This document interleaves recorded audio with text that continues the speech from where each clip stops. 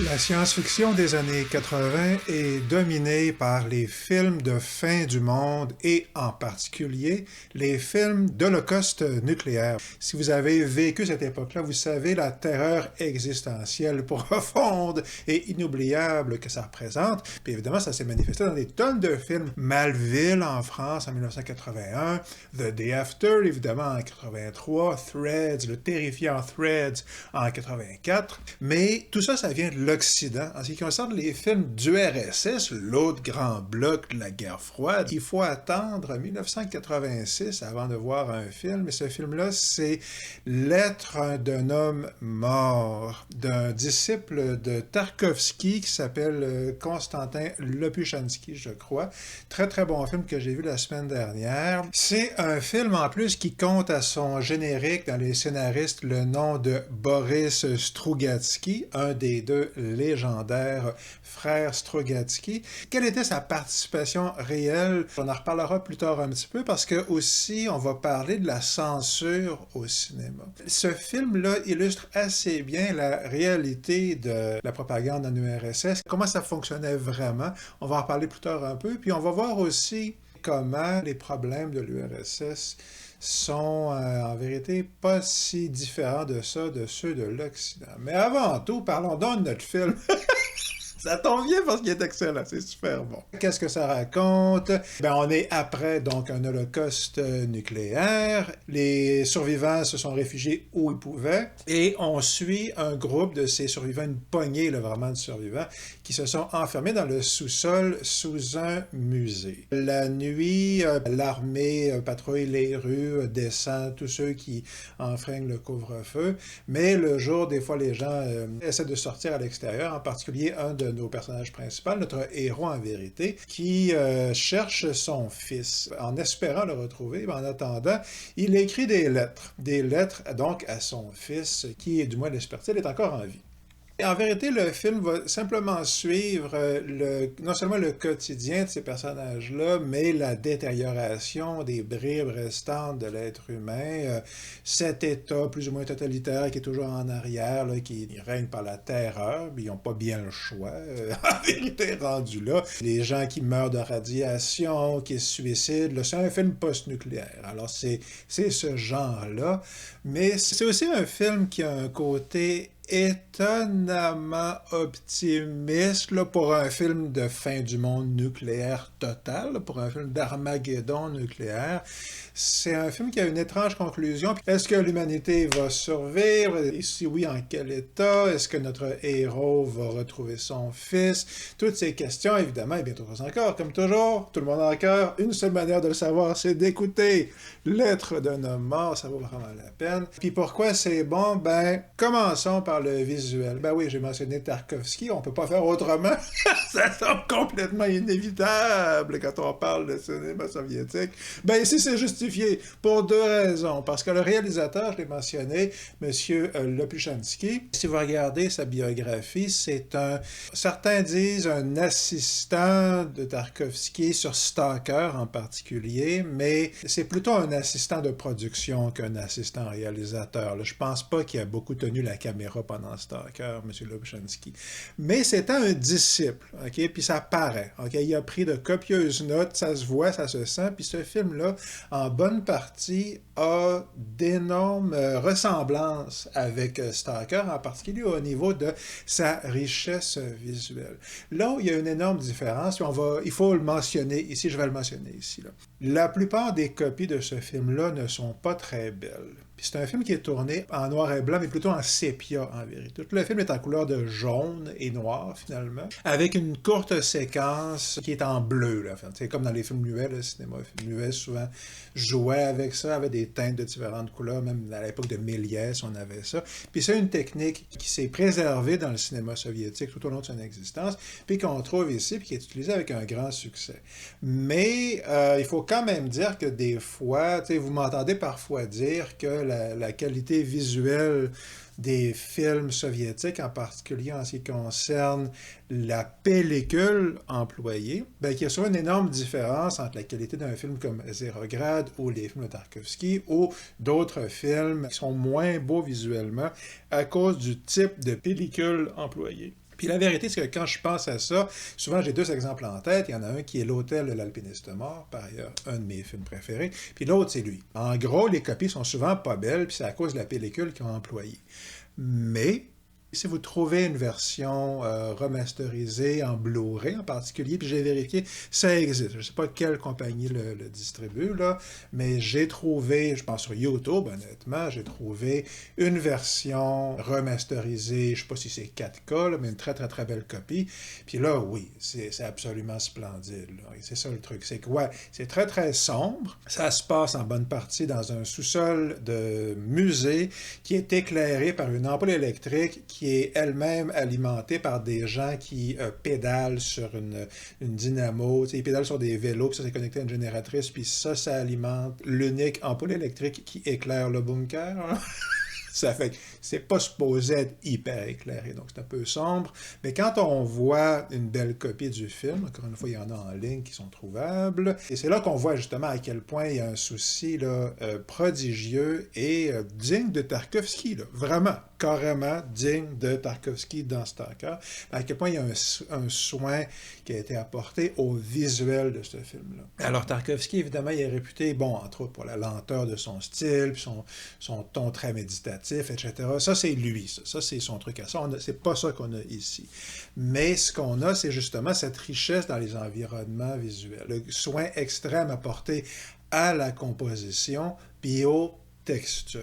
Donc, ce souci-là de la composition visuelle, puis la richesse des environnements, puis des paysages extérieurs où est-ce qu'il se passe énormément de choses dans la composition, puis dans les textures, c'est ça qu'on a ici. Puis là, vraiment, si vous regardez encore une fois une belle copie, puis vous comparez Stalker puis ce film-là, je pense que vous allez convenir avec moi qu'on est en plein dans le même registre. Alors, encore une fois, il y a beaucoup de gens qui comparent les films soviétiques avec Tarkovsky, ça revient à peu près tout le temps, c'est un lieu commun. Ben ici, c'est justifié, puis d'autant plus que, c'est ça, M. Lubchansky est dans la lignée directe. Là. C'est comme le pape actuel et Saint-Pierre de Rome, n'est-ce pas, là?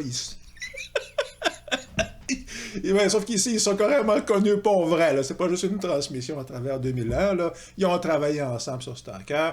L'affiliation est directe. C'est son disciple. Ça paraît. C'est réussi. Ça marche. C'est excellent. Cette palette visuelle-là, extrêmement riche, ben, elle est au service, évidemment, non seulement d'une histoire, mais surtout d'une l'évocation, donc, du climat horrible et terrifiant de la fin du monde. Mais dire horrible et terrifiant, il y a ça, il y a absolument ça. Il y a une séquence en particulier où est-ce que le père cherche son fils à l'hôpital. C'est horrible. J'ai dit, c'est horrible. C'est absolu, c'est de la vraie horreur. C'est supposé en être. C'est ça que c'est. Un film réaliste sur l'Holocauste nucléaire. Même chose que dans Threads, le film britannique dont je parlais assez souvent. Fait qu'il y a cette horreur-là, mais ce qu'il y a surtout, c'est le genre de désolation philosophique. Puis le film a beaucoup de discours philosophiques qui sont de discussions, donc plutôt des discussions que des discours philosophiques, qui sont assez intéressants entre les personnages, qui relaient donc du coup ce sentiment-là de ouais, ben c'est la fin de l'humanité. Cette dévastation totale, existentielle, morale, pas seulement l'horreur, mais le deuil profond d'une humanité qui comprend qu'elle s'est détruite elle-même et la planète avec elle. Ce film-là, Lettre à un homme mort, relaie parfaitement l'envergure de la catastrophe que ça représente. Le deuil presque spirituel. Là. Ne serait-ce qu'à ce niveau-là, c'est vraiment rendre utile à l'humanité qu'avoir produit ce film-là. De même que Threads, encore une fois, j'en parle tout le temps parce que les deux films sont très comparables en vérité. Puis, ben, j'ai mentionné la fin optimiste, puis c'est particulièrement saisissant dans ce film-là, parce que, ben, il y a toute une série de séquences qui sont extrêmement réussies. J'ai mentionné celle à l'hôpital. Bon, il y a une séquence avec un arbre de Noël, entre autres, vers la fin, qui est très, très, très mémorable. Il y a un étonnant discours qui m'est apparu, plutôt une critique de l'URSS, puis évidemment, on cherche toujours le contenu subversif dans ces films-là, puis on reparle de tout ça dans un instant. Là. Mais ce qui est certain, c'est qu'au final, le film se conclut, puis je pense quand même pouvoir vous dire ça, sans, je vous le divulgage rien, là, mais le film se termine sur une sorte de note optimiste, qui m'est apparue non seulement très étonnante, mais en même temps très soviétique.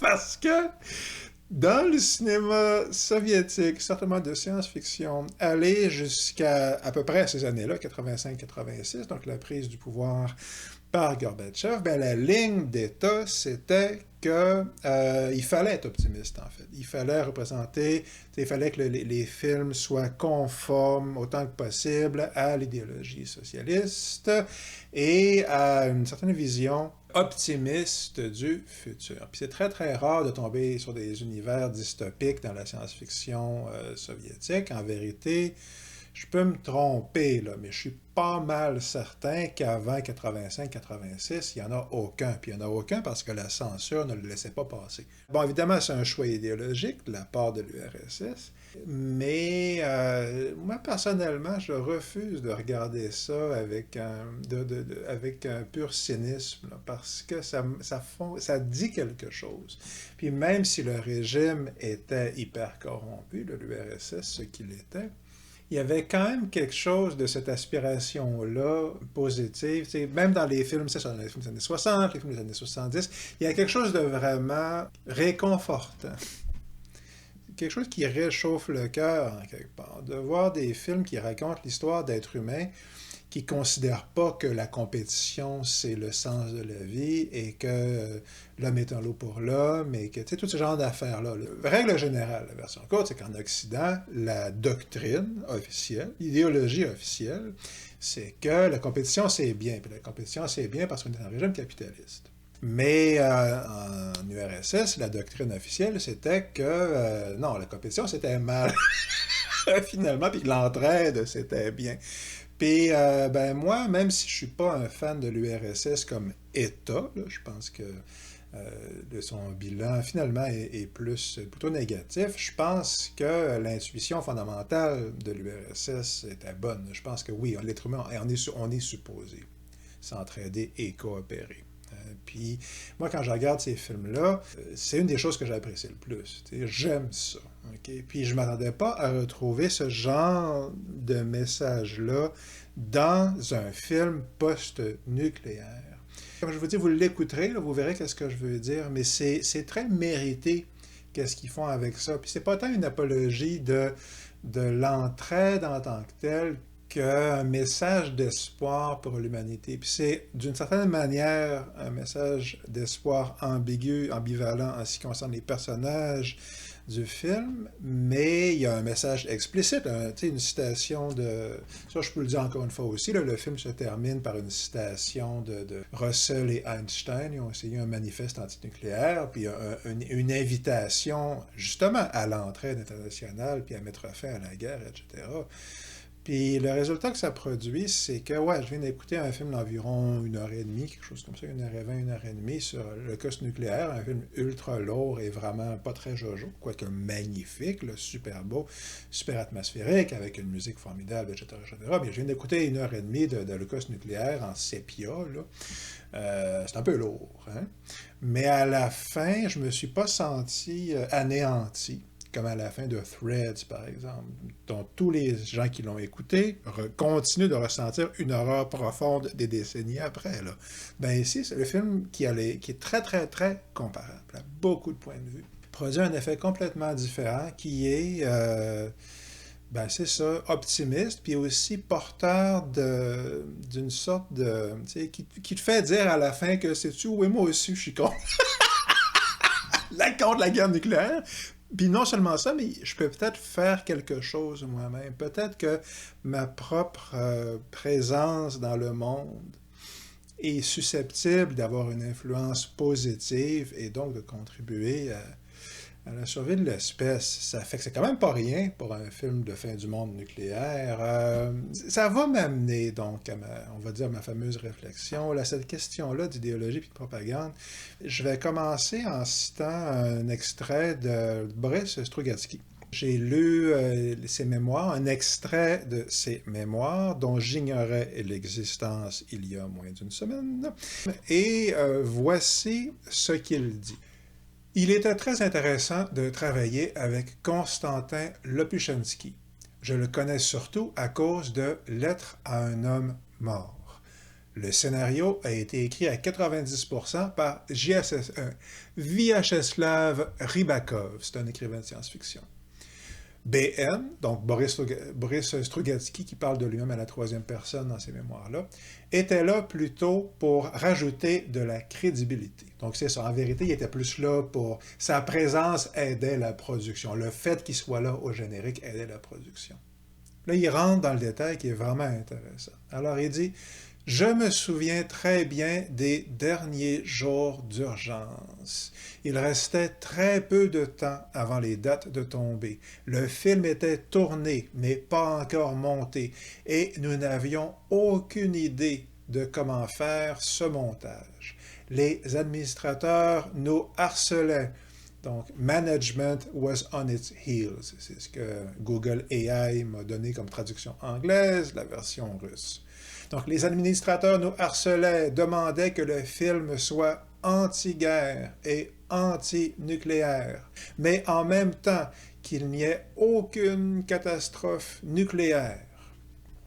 Et donc, nous trois, Lopushansky, Roland Antonovitch Bykov, donc l'acteur principal, et Boris Strugatsky lui-même, nous sommes enfermés dans la chambre de Bykov à l'Astoria de Leningrad pendant 3 journées, 14 heures par jour, et nous avons pensé et composé et souffert en quête d'une solution intelligente pour sortir de l'impasse.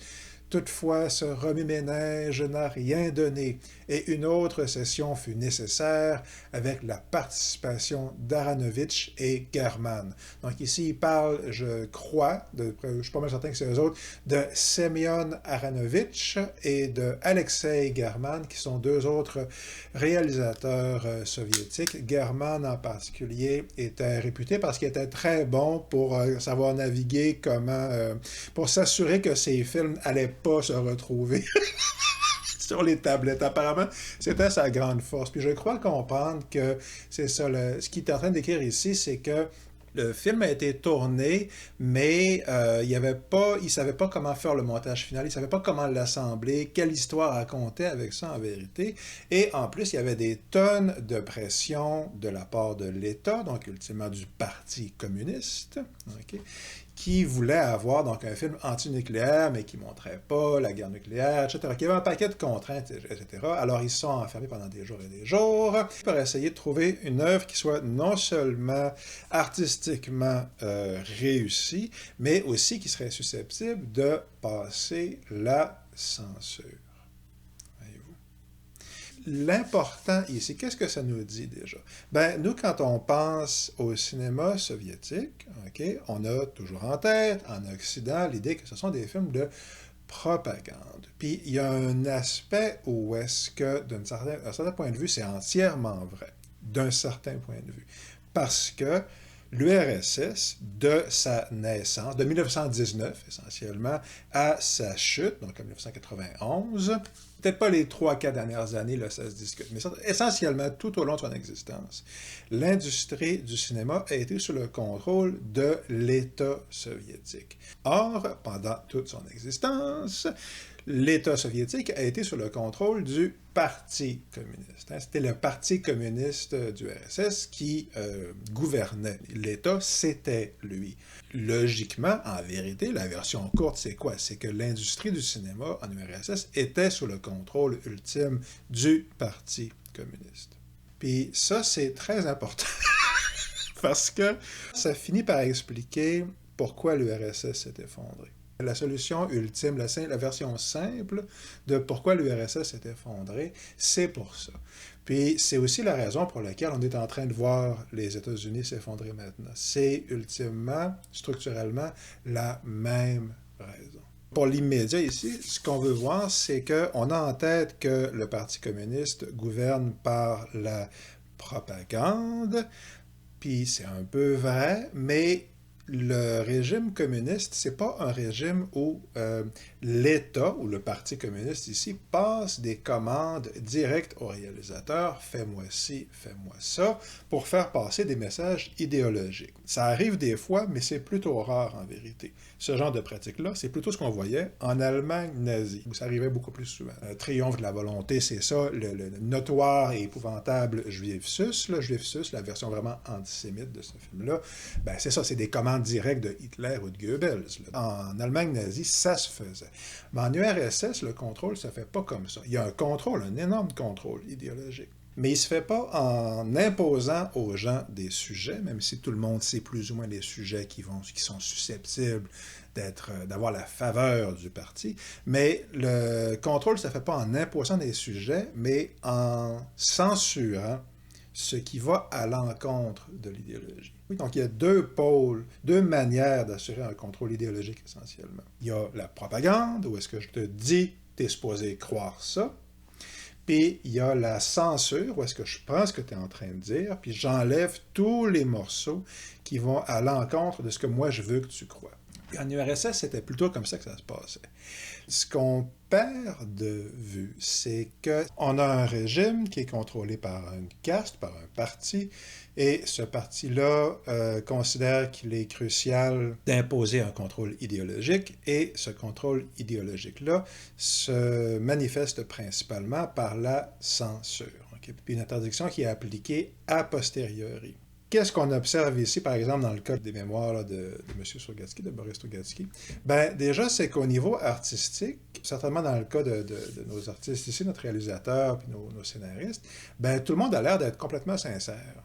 Les émotions qui nous sont peintes, okay, sont sincères. Les situations qui nous sont présentées viennent d'un désir artistique réel. Puis ça, je le crois, certainement dans ce cas de film.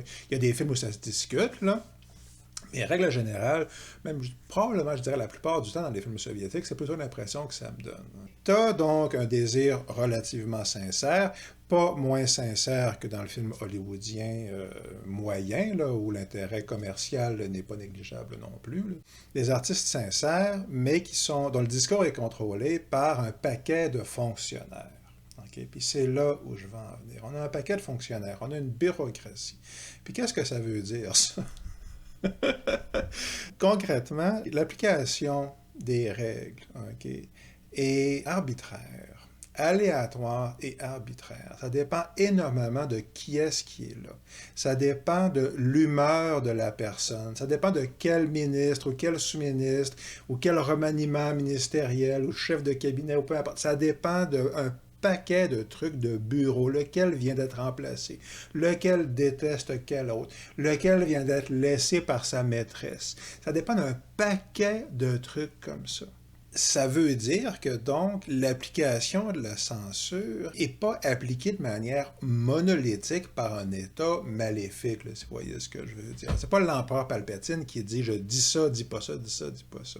Ce que tu as, c'est une administration, une bureaucratie en bonne partie complètement dysfonctionnelle, okay? Puis en guerre interne à beaucoup de points de vue, qui, parfois pour des raisons d'intérêt personnel, mais aussi parfois par croyance idéologique, va appliquer les règlements de telle manière ou telle autre manière, va interdire tel discours ou promouvoir tel autre discours, va laisser passer une idée et pas laisser passer une autre idée.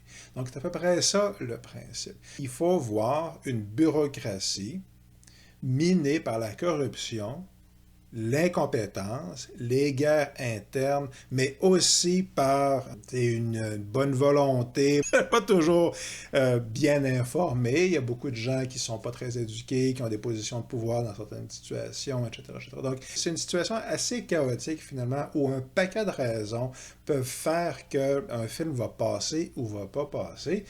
Puis, où les autorités ne sont pas toujours en guerre contre les créateurs, là, loin s'en faut. Là. Alors, je regardais par exemple tout à l'heure les différents directeurs des différents ministères qui ultimement étaient en charge de laisser passer les films ou de les interdire. On parlait de l'autre jour de On a Silver Globe, là, ben, c'était un peu le même genre de situation. Il y a un politicien très, très, très imbu de lui-même et de son pouvoir, à un moment donné, qui est arrivé, puis il a décidé d'interdire On a Silver Globe parce que pour des raisons politiques internes, puis lui était très, très, très rigoureux. Donc ça, c'est un bon exemple de un politicien communiste dans un autre pays communiste, mais c'est assez comparable, qui exerce brutalement et despotiquement, si on veut, pour des raisons d'intérêt politique personnel, la censure sur un film. Mais pour chaque gars comme ça, t'en as plus, en tout cas, qui sont pas du tout comme ça, qui ont plutôt tendance à dire, OK, bon, on va laisser passer tous les films, a priori, à moins qu'il y ait vraiment une interdiction qui vient directement de Brejnev, par exemple, auquel cas, non, là, tu vas le censurer. Il y a plein de gens dans les ministères de la Culture qui aiment le cinéma, puis qui veulent que les scénaristes ou les réalisateurs puissent créer leurs œuvres. Donc, c'est pas purement maléfique, essentiellement. C'est ça qu'il faut voir. Le péril, souvent, qui arrive pour les créateurs, c'est que, justement, ils savent pas trop quelle direction prendre. Ils ne savent pas à l'avance avec certitude si leur film va être censuré ou interdit, puis si leur film va se ramasser sur les tablettes. Parce que très souvent, dans les films soviétiques, ce qu'on voyait très souvent, c'est que le film était complété, mais il était rangé, puis personne ne le voyait pendant des décennies. Il y en a qui a fallu attendre soit les dernières années Gorbatchev, là, ou carrément la chute de l'URSS, avant qu'il ne soit diffusé. Il y en a même qui ont été perdus pour toujours. Ce qu'il faut vraiment voir, c'est que c'est une bureaucratie, essentiellement. Puis une bureaucratie dysfonctionnelle, puis la bureaucratie dysfonctionnelle du Parti communiste. Puis ça m'amène à ma conclusion pour la vidéo ici. La manière qu'on a été formé, certainement moi qui a grandi dans les années 80, la manière qu'on a été conditionné à voir la bureaucratie soviétique, c'est que son problème, c'est qu'elle était communiste. Dans le discours idéologique en Occident, okay, l'idée qui a été mise de l'avant, c'est que le communisme, comme croyance, donc la croyance qu'il faut mettre en commun les outils de production, appelez ça comme vous voulez, les moyens de production, la croyance qu'il faut s'entraider, etc. Okay. Donc cette idée-là même, okay, donc le communisme, si on veut, philosophique, la croyance que le communisme est une bonne chose dans ce sens-là, bien que c'était cette croyance-là qui donnait automatiquement le totalitarisme, le goulag, etc., etc., etc. Les guerres, bon, etc. Puis ça, c'est de la propagande. Ça, c'est pas vrai. OK? Parce que ce qui s'est produit en URSS, puis c'est très facile de le voir, c'est que, c'est pas polémique du tout, quand la révolution s'est accomplie, alors c'est les bolcheviks qui l'ont emporté essentiellement, et c'est eux qui ont pris les leviers du pouvoir, et Lénine, qui était le chef de ce parti-là à l'époque, a décrété que le pays au complet allait être dirigé par le parti. Il y avait des raisons à ça. Et puis, est-ce que ces raisons-là étaient maléfiques? Est-ce que c'était purement parce qu'ils voulaient le pouvoir, par soif de pouvoir? Moi, je ne le crois pas. Peut-être que oui. C'est pas ça la question ici. Okay. Ce qui est important, c'est qu'il a mis en place une aristocratie. C'est ça qui est important. Je vais faire une petite parenthèse pour vous parler d'Aristote ici, dans l'éthique à Nicomaque en particulier. Mais Aristote met de l'avant l'idée très, très, très pratique pour comprendre ce genre de situation-là, qu'il existe 3 types de régimes politiques et 3 seulement. Okay? Le premier, c'est la monarchie. La monarchie, c'est quand une personne gouverne. La loi donne le pouvoir à une personne. Okay? Une personne a le pouvoir légal. Donc, la monarchie. Ensuite, il y a l'aristocratie. L'aristocratie, c'est quand une élite a le pouvoir légal. Okay. Et la troisième, d'après Aristote toujours, c'est la démocratie ou la république. La république, c'est le nom romain, peu importe, il y a des nuances, sujet pour un autre genre. La démocratie, où évidemment, la masse de la population exerce le pouvoir effectif et légal, comme c'était le cas à Athènes, par exemple, au moins à une certaine époque. Puis on remarque ici que dans une démocratie, dans cette définition-là, celle d'Aristote, l'idée, c'est pas qu'il n'y a pas d'aristocratie qui existe comme caste ou comme classe, non plus qu'il n'y a pas de roi même. L'idée, c'est pas qu'il n'y a pas de roi, ni non plus d'aristocratie. L'idée, c'est que c'est pas eux autres qui ont le dernier mot en ce qui concerne le pouvoir légal effectif.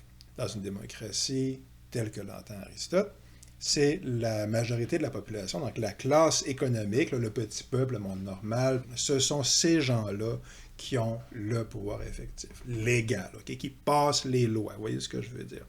Aristote dit aussi que chacun de ces régimes-là a une version saine et une version corrompue. Puis la version corrompue, c'est quand la personne ou le groupe au pouvoir exerce le pouvoir pour son propre intérêt plutôt que celui de l'État et de la cité. Dans le cas de la monarchie, il appelle ça le despotisme. Dans le cas de l'aristocratie, il appelle ça l'oligarchie. Puis dans le cas de la démocratie, c'est pas important. C'est compliqué, c'est une autre histoire. C'est pas important pour ici. Ça revient avec pratiquement au même. Il n'y a pas vraiment de différence dans le cas de la démocratie. Là. C'est un autre sujet pour un autre jour, encore une fois. Mais qu'est-ce qui est important ici? C'est que la tendance lourde dans un régime aristocratique, c'est qu'il devient une oligarchie. Donc, la tendance lourde, c'est que quand tu as une caste de dirigeants, okay, les élus, là, les gens éclairés et illuminés, les plus intelligents que tout le monde, n'est-ce pas, mieux éduqués. T'sais.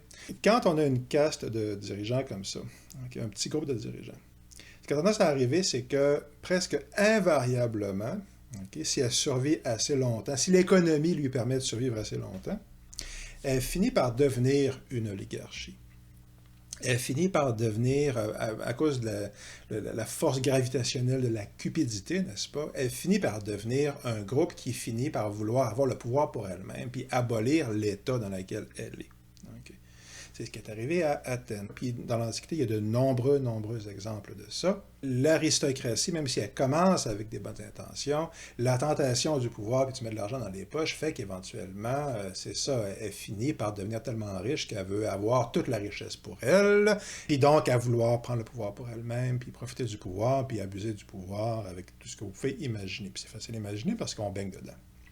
Mais ce qui est intéressant aussi, c'est que dans le cas des démocraties, c'est exactement la même chose qui s'observe, puis c'est ce qui est arrivé à Athènes, qui est essentiellement, encore une fois, on a une classe de privilégiés, de gens très riches, et ils profitent des lois, puis etc., des différentes combines, pour s'enrichir davantage, puis éventuellement ils décident que, encore une fois, la cupidité va l'emporter, alors ils manipulent la population, c'est là où généralement les démagogues embarquent, et éventuellement ils convainquent la population de la démocratie de sombrer dans le despotisme ou l'oligarchie. Ça, c'est la tendance lourde. Ben, c'est ça, justement, qui est arrivé en URSS ultimement. Eux n'ont pas eu besoin de convaincre la population, mais qu'est-ce qui est arrivé? C'est qu'on a commencé tout de suite avec une aristocratie, un petit groupe qui contrôle les leviers de l'État, puis les lois, etc. Ben, c'est le Parti communiste. Puis c'est un choix qui a été fait. Okay?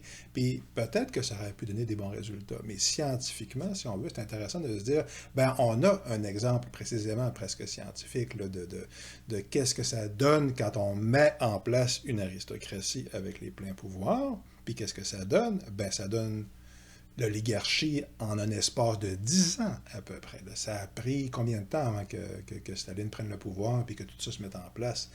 Moins de 10 ans, là. Très vite, il devient important pour la caste oligarchique en URSS, à savoir le Parti communiste, de mettre de l'avant l'idée que oui, l'URSS, c'est le paradis des travailleurs, peu importe, là, de mettre en place une propagande, on va dire communiste, d'assurer ce contrôle-là, pas parce qu'ils croient en la révolution, quoique beaucoup de gens continuent d'y croire dans le Parti communiste et à l'extérieur, là, en URSS, mais ils font la motivation première dans un régime corrompu, okay, c'est pas de mettre de l'avant l'idéologie à cause de l'idéologie elle-même, c'est que cette idéologie-là sert de justification pour convaincre la population d'accepter que l'oligarchie mène. C'est ça que le Parti communiste fait. Okay? L'oligarchie se met en place, puis elle va gouverner pour ses propres intérêts, puis ça se fait presque immédiatement. Il va y avoir des périodes d'amélioration, puis où ça va améliorer, des périodes où ça va empirer, mais règle générale, l'URSS ne s'est jamais remis de cette décision initiale de conférer le pouvoir à l'aristocratie du Parti communiste là, de Lénine. Okay? C'est ça c'est l'erreur initiale. Puis ils l'ont essayé, ça aurait pu marcher, mais l'histoire nous démontre que ça ne marche pas. Fait que le problème, c'est pas qu'il était communiste, le problème, c'est qu'il était gouverné par une aristocratie, puis la tendance lourde de l'aristocratie, c'est de devenir une oligarchie qui détruit son propre régime pour s'enrichir davantage. Puis à la fin de l'URSS, en 91, le 91-92, qu'est-ce qui est arrivé? Ben, c'est différentes factions d'oligarques qui ont fait une guerre civile, puis qui ont fait un coup d'État, puis finalement, il y en a une qui l'a emporté. Puis c'est ça qu'on a aujourd'hui. OK, bon. Mais dans le cas de l'URSS, c'est assez simple. Dans le cas des États-Unis maintenant, puis de l'Occident en général, certainement des États-Unis. Ben, il y a un truc qu'Aristote mentionne, c'est que il y a beaucoup d'États qui disent qu'ils sont une chose, puis sur papier, ils sont une chose, mais en pratique, ils sont une autre chose. Okay? En particulier des pays, par exemple, qui vont dire qu'ils sont des républiques, parce que légalement, les lois disent que le peuple gouverne, etc., mais en pratique, fonctionnent comme un régime despotique ou une oligarchie. Puis, je vous fais la version courte ici. À votre avis, c'est quoi les États-Unis depuis 1970? Qui est-ce qui mène aux États-Unis? La lettre de la loi dit un paquet de choses par rapport aux droits d'un tel ou un tel, mais fondamentalement, la vraie caste dirigeante, c'est la caste oligarque. Okay? Les lois ne sont pas appliquées de la même manière pour tout le monde. Il y a une loi pour les riches, il y a une loi pour les pauvres. Fondamentalement, je ne pense pas que c'est très polémique de dire que les plus riches mènent aux États-Unis. Puis pourquoi? Ben parce qu'on avait un exemple ici d'une république. On part du principe que, mettons, au 19e siècle, les États-Unis était une république saine où il y avait de l'esclavage, mais bon, différentes discussions qui seraient possibles. Mais fondamentalement, si on part du principe que les États-Unis ont tenu pendant très longtemps parce qu'ils avaient des lois républicaines, puis que ça fonctionnait plutôt bien finalement. Okay? Il y avait un paquet d'injustices. Les injustices ont permis à l'aristocratie de devenir une oligarchie, puis c'est le problème fondamental. Puis éventuellement, au fil des années, à cause de la corruption interne du régime provoquée par une augmentation des inégalités de richesse, qui est toujours ce qui se produit, toujours ça que ça fait, OK, ben, l'inégalité de richesse a mené à l'éclosion, a permis l'éclosion de l'oligarchie. L'oligarchie a payé les démagogues, etc., a encouragé ce climat-là, puis ça petit à petit mené à la dissolution de l'État. Donc voilà. C'est pas plus compliqué que ça. Hein? Donc la grande ironie ici, c'est que cette loi qui semble inexorable, le centre de gravité de l'oligarchie qui finit toujours par l'emporter, comme un trou noir. Là. Donc, tout indique que tous les régimes politiques ont tendance à devenir des oligarchies à cause de l'inégalité des richesses. Là. Ben, la grande ironie, c'est que la solution, en quelque part, ben, c'est le communisme. Clairement. Mais pas le communisme idéologique sur papier d'un État soi-disant communiste, mais qui n'est pas du tout communiste. Là. On nous parle de propriété commune, puis de choses comme ça, puis des moyens de production, mais fondamentalement, c'est du capitalisme d'État. Okay? Puis ça, il y a des détails, on en reparlera dans d'autres vidéos. Il n'y a pas de propriété commune. Il y a une propriété commune en URSS, de la même manière qu'en Amérique du Nord, par exemple, ou en Occident, le peuple a le pouvoir. Le peuple élit les représentants. Okay? C'est une démocratie parce qu'on vote pour élire quelqu'un. Mais on n'a pas le pouvoir, là. On ne l'a jamais eu. Là. On vote pour l'aristocratie. On vote pour la personne qui va nous représenter. On vote pour l'élite qui va prendre les décisions. Nous ne prenons pas les décisions. Quand on dit qu'on n'est pas d'accord avec une décision, en général, on se fait dire qu'on a tort. Vous remarquerez. Fait qu'ici, on a un régime en Occident qui dit qu'il est une république, mais en vérité, il est plutôt une aristocratie. Okay? Puis c'est pas forcément que c'est mal en soi, okay? Mais c'est pas ce que ça dit que c'est. On a symboliquement, en tant que citoyen, le pouvoir parce qu'on vote. On n'a pas le pouvoir légal réel. Les gens qui passent les lois, okay, ce sont la caste des politiciens, qui elle-même est une sorte d'aristocratie. C'est pas le peuple qui passe les lois. Okay? Il y a une différence entre le principe et la réalité. En URSS, la différence entre le principe et la réalité, c'est que, ouais, sur papier, le peuple contrôle les moyens de production. Mais c'est pas vrai. C'est du pipeau, là. Okay? Le Parti communiste contrôle les moyens de production et représente le peuple de la même manière que les dirigeants élus ici représentent les électeurs. C'est le même rapport. C'est un rapport symbolique. Fait que dans les deux cas, on a encore le même type de mode de production, on a encore les usines, on a encore les salaires, etc., etc., etc. On a encore besoin de payer l'épicerie, on a encore besoin de travailler, Dieu sait combien d'heures par semaine dans une usine, pour avoir le droit de manger, puis de ne pas être dans la rue, etc. Il n'y a pas d'entrepôt collectif des ressources. Là. Okay? L'État contrôle la propriété. Okay? Mais il y a encore une propriété privée, c'est juste que c'est une propriété privée d'État. Ce n'est pas le communisme. Mais qu'est-ce qu'on voit, cette propriété privée d'État-là a encouragé l'aristocratie à s'en mettre plein les poches et à devenir une oligarchie. C'est ça qui est arrivé. Okay. Puis quand on parle de propriété privée, ici, là, je parle pas de votre chemise, là. OK. Je parle des gens, la nourriture, les moyens de production, ce genre de trucs-là. Donc, ben voilà, donc la piste, là, c'est quoi ici? La piste, c'est que, ouais, l'intuition, si on veut, des communistes, là, au moins, la vague intuition est plutôt bonne. OK? Il y a quelque chose, là. OK? C'est pas que le communisme en mal est terrifiant. Le problème, c'est on confère le pouvoir à une petite gang, puis la petite gang prend le contrôle, puis s'en met plein les poches, puis s'enrichit. Mais elle s'enrichit parce qu'il y a une inégalité économique. Puis toutes les solutions qui ont été mises de l'avant, règle générale à notre époque, se présentent comme des manières de réduire les inégalités ou d'abolir la propriété privée, etc. Mais c'est ce qu'ils disent qu'ils font, mais c'est pas ça qu'ils font dans la réalité. Ils maintiennent le truc qu'ils affirment qu'ils sont en train de dissoudre finalement.